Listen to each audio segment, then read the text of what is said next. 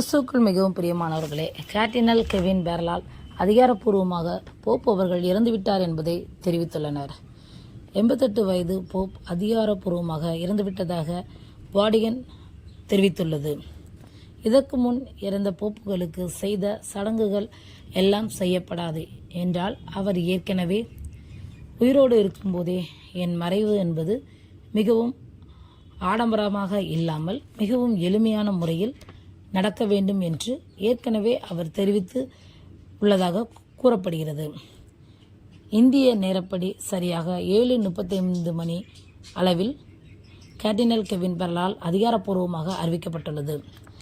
அடுத்ததாக கத்தோலிக்க மக்கள் இதனை பேரதிர்ச்சியாக பார்க்கிறார்கள். சிறுவயது முதலே தனித்துவம் உடையவராக இருந்தவர் போப் பிரான்சிஸ் 1936 டிசம்பர் 17 அர்ஜென்டினாவில் 26வது போப் ஆண்டவராக பொறுப்பேற்றார். 2013 இந்த நிகழ்வு நடைபெற்றது. போப் பெனடிக்ட் பதவி விலகியதை அடுத்து 2013 கர்தினால் ஜார்ஜ் மரியோ பெர்கோலியோ பதவியேற்றார். மதசார்பு நிகழ்ச்சிகள் மட்டுமல்லாது போர், சமூக நீதி, தாழ்த்தப்பட்ட மக்களின் சார்பாகவோ பேசுதல், சந்தித்தல், நிதி மேலாண்மை என்பது வெளிப்படைத்தன்மையாக இருக்க வேண்டும். எந்தவித ஒளிவு மறைவும் இருக்கக்கூடாது. உலக மக்கள் நலனை சார்ந்து அவர்களுடைய செயல்பாடுகள் முழுவதும் இருந்தது. அடிக்கடி அவர் மக்களை சந்திப்பது உண்டு. இந்த நிலையில் அவர் மரணம் அடைந்த செய்தி மிகவும் அதிர்ச்சியை கொடுத்துள்ளது. அவரது இறுதி சடங்கு நடைபெறுவதற்கான எல்லா ஏற்பாடுகளும் செய்யப்பட்டு வருகிறது. ஏற்கனவே அறிவிக்கப்பட்டது போல 9 நாள் துக்கம் அனுசரிக்கப்படும் என்று அறிவிக்கப்பட்டிருக்கிறது. இதற்கு முன்பாக நடந்தது போல எதுவும் நடைபெறாது என்று எதிர்பார்க்கப்படுகிறது. உடல் அடக்கம் செய்யப்படும் இடம் வாடிகனுக்கு அப்பாற்பட்ட இடமாக இருக்கும். மிகவும் எளிய முறையில் நடைபெற வேண்டும் என்று அவர் கேட்டுக்கொண்டதுக்கு இணங்க நடைபெறும் என்று எதிர்பார்க்கப்படுகிறது.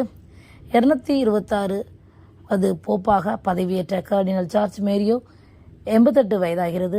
மருத்துவமனையில் அனுமதிக்கப்பட்டு தீவிர சிகிச்சை அளிக்கப்பட்டுள்ளது. அதன் பிறகு மார்ச் மாதம் 23 நலமுற்று வீடு திரும்பினார். நிமோனியா காய்ச்சல் மற்றும் சுவாச பிரச்சனைகள் தொந்தரவு அவருக்கு இருந்து வந்ததாக கூறப்படுகிறது. சிறுவயதிலே நுரையீரல் சம்பந்தமான பிரச்சனை இருந்ததால் நுரையீரலுக்கு அறுவை சிகிச்சை மேற்கொண்டுள்ளதாக சொல்லப்படுகிறது. ஒரு பக்க நுரையீரலில் இந்த சிகிச்சை ஏற்படுத்தப்பட்டுள்ளது. அவ்வப்போது மூச்சு சம்பந்தமான பிரச்சனைகள் அவருக்கு தொடர்ந்து ஏற்பட்டு கொண்டு வரும். வயது மூப்பு காரணமாகத்தான் இப்பொழுது தற்சமயம் இந்த பிரச்சனை ஏற்பட்டுள்ளது. நிமோனியா காய்ச்சல், சுவாச பிரச்சனைகள் ஏற்பட்டுள்ளது. 1 மாத காலமாக அவர் சிகிச்சை பெற்று வந்துள்ளார். கடந்த மார்ச் 23 தான் வீடு திரும்பியுள்ளார். பிறகு மத சார்ந்த நிகழ்வுகளில் கலந்து கொண்டார். முக்கிய நபர்கள் எல்லாம் அவரை சந்தித்தனர். அவரிடம் நலம் விசாரித்து அவரிடம் ஆசி வாங்கினர். ஈஸ்டர் தினத்தன்று கூட மக்கள் முன் வந்து ஆசி வழங்கினார், வாழ்த்துக்களை தெரிவித்தார்.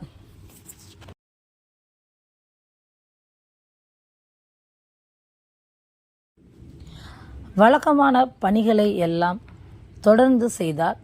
திடீரென்று காலமான செய்தி பெரும் அதிர்ச்சியும் வருத்தத்தையும் ஏற்படுத்தியுள்ளது. இதனைத் தொடர்ந்து இறுதி சடங்கிற்கான ஆயத்தங்கள் செய்யப்பட்டு வருகிறது. எல்லா நிகழ்வுகளிலும் பங்கு பெற்றார்.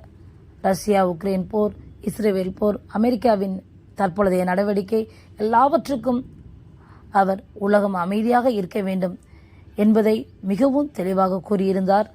உலகத்தில் மனிதநேயம் காக்கப்பட வேண்டும்.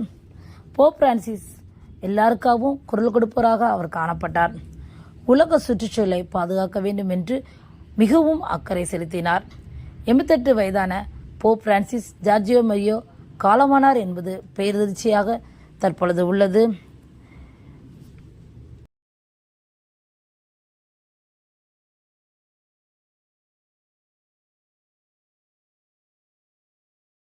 போப் பிரான்சிஸ் அவர்கள் ஏற்கனவே சொல்லிய பிரகாரமாக அதே போலவே அவருடைய இறுதிச் சடங்குகள் நடக்கும் என்று எதிர்பார்க்கப்படுகிறது.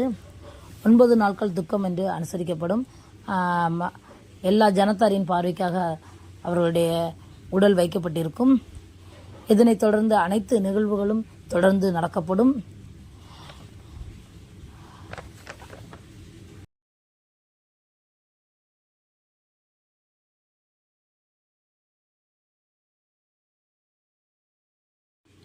இதனை அடுத்து என்னென்ன நடைமுறைகள் பின்பற்றுகிறார்கள் அடுத்து வரும் செய்திகளில் நாம் பார்க்கலாம்.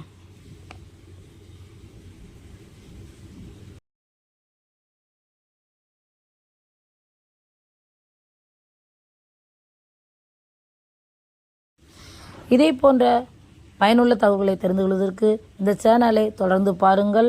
அது உங்களுடைய ஆவிக்குரிய வாழ்க்கைக்கு பிரயோஜனமாக இருக்கும். தேவன் தான் உங்களை ஆசீர்வதிப்பாராக.